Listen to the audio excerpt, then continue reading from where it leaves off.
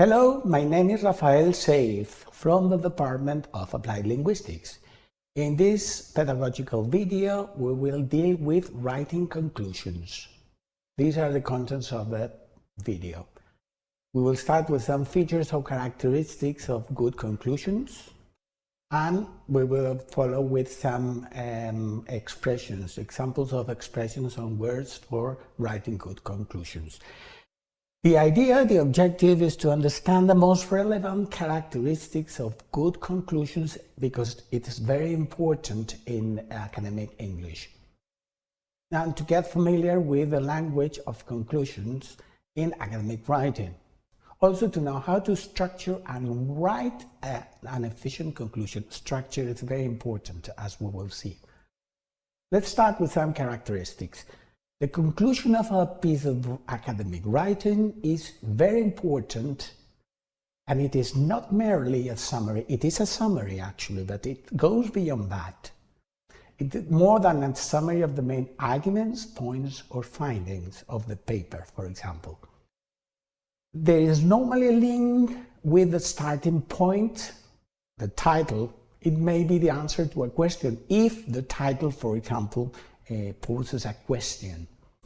And there's also normally a link with the main previous parts or points of the text, basically the discussion section. It is very important to ensure structure around major functions of conclusions: comparison with other studies, summary of the main body findings and parts, limitations of the research, suggestions for further research, and practical implications of the piece of writing. This allows us to build up like a kind of checklist to structure a good conclusion around the main parts. The thesis, it has to reaffirm a thesis statement, normally expressed at the beginning. A judgment, you have to reach a decision or judgment about the main points of the work. Discussion, you have to discuss the implications of the findings, results, points. And also directive, because it has to offer a plan of action, a proposal that is based on the text, to put into effect the ideas of the text. Although this is not always required. And the ending is very important. You have to use the final paragraph, especially the final sentence, which is crucial, to bring the paper to a good end, to a closure. It's always a good idea to finish with a strong, memorable statement. You have to avoid, in the conclusion, afterthoughts, additional ideas that you didn't include in the body of the text, or questions raising new issues. This is to be avoided. The components of a good conclusion, therefore, are the interpretation of results, a summary of what you have achieved,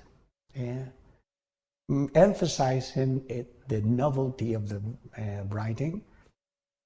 Agreement or disagreement with previous research is also an important component, as well as a detailed account of applications and implications of the research. It's not exactly the same. Applications of use and implications, consequences. Of course, you have to mention, as we've said, the limitations of the proposal presented and recommendations for future work. The conclusion mirrors another very important part of the piece of academic writing, the introduction. If the introduction begins with general information and ends with specific information that will be developed during the text, the conclusion moves the other way around, in the opposite direction, from more specific to more general.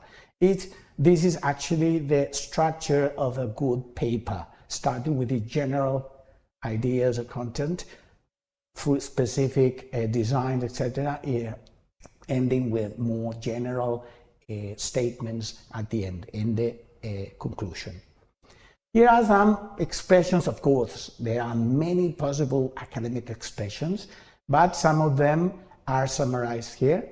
For example, to summarize findings, the study has shown that these findings suggest that this study has found that generally, whatever, or the most obvious finding to emerge from this study is that, whatever. It's a very important function of conclusions.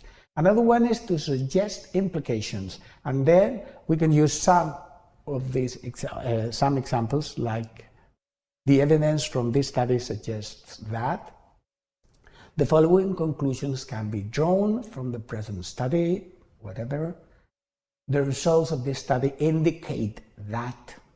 An implication of this is the possibility that, of course, you can vary the different expressions, but these are just common possibilities.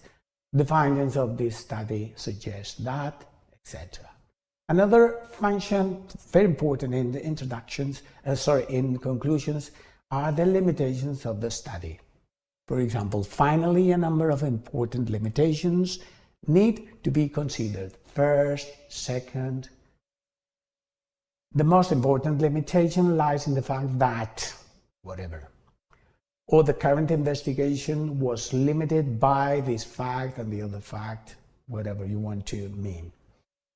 Or the main weakness, or of the study was whatever.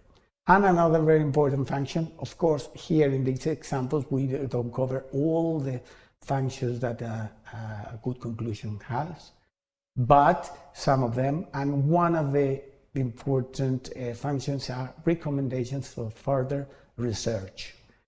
For example, more research is required to determine whatever. It would be interesting to assess or to do this, to do that, an academic verb. Further work needs to be done or is needed to establish whether this or that. Or finally, a final example would be further research might explore and investigate whatever issue that is not present in the academic text. As we can see, the conclusion goes beyond a simple summary, although it is also a summary, as we said, because it has a series of features and components that must be considered, and they are very important, very conventional when you write academic texts. The conclusion normally looks back to previous parts of the points of the text you wrote, and forward to further implication. And remember that a strong, memorable statement at the very end of a text, like an academic text, is always a good idea. I hope you found this video interesting and useful. Thank you very much.